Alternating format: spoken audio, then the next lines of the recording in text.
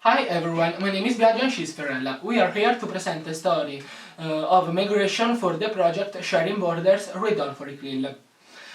First we had written 3 stories, then we chose the most interesting one. The storytellers are Giulia, Chiara, Francesca, Alessandro and Simona in the role of the author.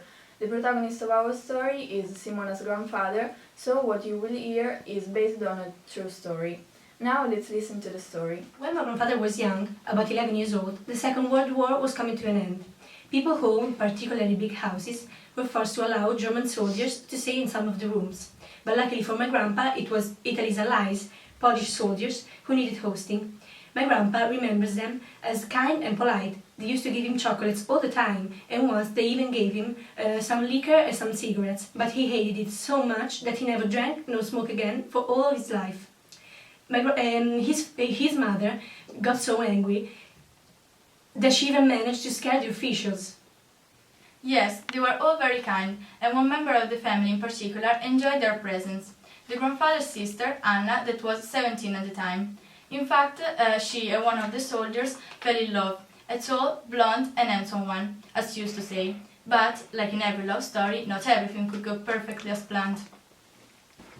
In fact, his father didn't approve. She was too young for a soldier of 30 years old. But eventually, the girl's parents gave the two lovers the permission to marry, and right after the end of the war, they moved to Scotland. But it isn't the end of the story. Hannah hated living there because of the weather. She was a young girl who was obliged to stay at home all the time because of the rain.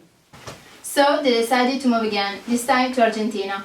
Quite a change from Scotland, isn't it? First they went to Buenos Aires, when the husband used to be an engineer and Anna used to be a nurse. Then they moved to Bahia Blanca, where they stayed there for a long time. Anna and her brother only met after 47 years. Actually, she stayed there for so long that she basically became Argentine. My mother remembers that one time she read one of the letters that Anna used to send to my grandpa. She wrote like a Spanish-speaking woman who didn't know Italian very well.